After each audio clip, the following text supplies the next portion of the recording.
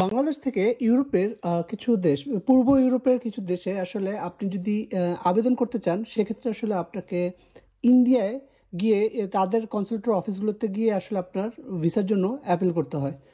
তো এখন আপনারা সবাই জানেন যে 5ই আগস্টের পর আসলে বাংলাদেশের প্রেক্ষাপট চেঞ্জ হয়ে গেছে। বাংলাদেশে এখন ইন্ডিয়ারা খুব ভিসা দিচ্ছে না। এখন আপনার যখন ভিসার জন্য অন্য কোনো দেশে, তৃতীয় কোনো দেশ লাইক ইউরোপের, পূর্ব ইউরোপের কোনো দেশে যদি আপনি আবেদন করতে চান, যাদের কনসুলেটর অফিস কিংবা এম্বাসি বাংলাদেশে নেই, এই ধরনের দেশগুলোতে আসলে আবেদন করার জন্য আসলে অনেক বিপাকে পড়তে হচ্ছে। এখন আসলে ইন্ডিয়া আমাদেরকে ভিসা দিচ্ছে না, আবার আপনি ইন্ডিয়াতে গিয়ে যে ওই ওই দেশের জন্য অ্যাপ্লিকেশন করবেন সেটাও হচ্ছে না। তো কি হচ্ছে যে আপনি আপনি ওয়ার্ক পারমিট বলেন বা স্টুডেন্ট ভিসার জন্য যখনই পূর্ব ইউরোপের কোনো দেশকে চুজ করলেন, করে ওখান থেকে আসলে সব ধরনের কাগজপত্র আপনি পেয়ে গেলেন, কিন্তু আপনি এখন ভিসার জন্য অ্যাপ্লিকেশন করতে পারতেছেন না, শুধুমাত্র ইন্ডিয়ায় গিয়ে অ্যাপ্লিকেশন করতে হয় এই জন্য।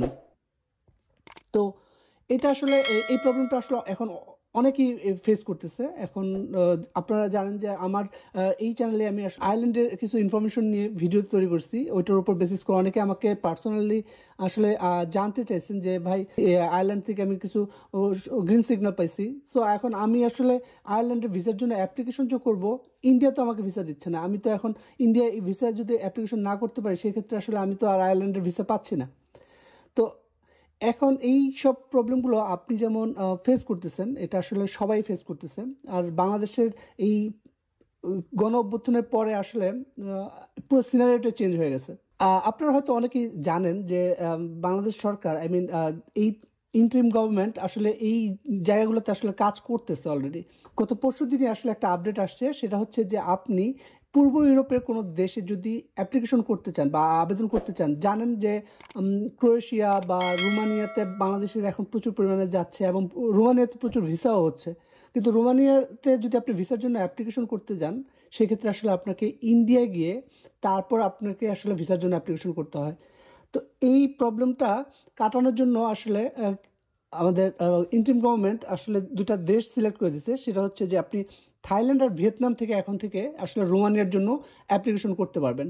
সেক্ষেত্রে আসলে আপনি যদি বাংলাদেশ থেকে রোমানিয়াতে যেতে চান, সেটা স্টুডেন্ট ভিসাই হোক বা যে কোনো ভিসাই হোক, সেক্ষেত্রে আসলে আপনি থাইল্যান্ডে গিয়ে থাইল্যান্ড থাইল্যান্ডে গিয়ে রোমানিয়ান এম্বাসিতে আসলে আপনি ওখানে গিয়ে ফাইল জমা দিবেন। তাহলে আসলে আপনি রোমানিয়ার ভিসার জন্য ওখান থেকে অ্যাপ্লিকেশন করলে আপনি আসলে ভিসা পেয়ে যেতে পারেন। সো থাইল্যান্ড আর ভিয়েতনাম, আপনি আসলে রোমানিয়ার ভিসার জন্য আপনি অ্যাপ্লিকেশন করবেন। আর আপনি ভিয়েতনাম, পাকিস্তান বা কাজাকিস্তান, এই তিনটা দেশ থেকে আসলে বুলগেরিয়ার জন্য আপনি অ্যাপ্লিকেশন করতে পারবেন। সো আপনি বুঝতে পারছেন, আপনি যদি এখন রোমানিয়া বা বুলগেরিয়াতে আপনার ভিসার জন্য আবেদন করতে চান, সেক্ষেত্রে আসলে এই দেশগুলোকে আপনি সিলেক্ট করবেন।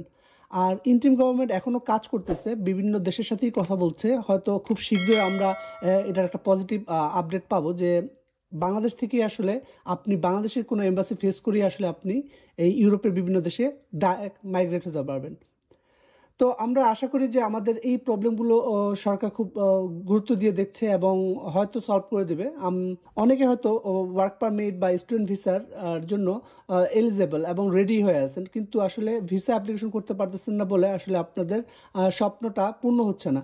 সো হয়তো আর কিছুদিন পরে এই স্বপ্ন আপনাদের পূর্ণ হয়ে যাবে, কারণ বাংলাদেশে আসলে কিছু কনসুলেটর অফিস অলরেডি স্টার্ট করছে। সো ইউরোপের অনেক দেশে হয়তো আরও ফিউচারে বাংলাদেশি আসলে তাদের অফিসগুলো খুলবে, যেখান থেকে আসলে আমরা বাংলাদেশিরা আবেদন করে ওই সব দেশগুলোতে আসলে বা ইউরোপের ওই সব দেশগুলোতে আমরা মাইগ্রেট হতে পারবো। তো এই ছিল আপডেট। আর নতুন কোনো আপডেট আসলে ডেফিনেটলি আমি আমার এই চ্যানেলের থ্রুতে আপনাদেরকে জানিয়ে দেবো। আর সবাই ভালো থাকবেন, সবাই পাশে থাকবেন। খোদা হাফেজ।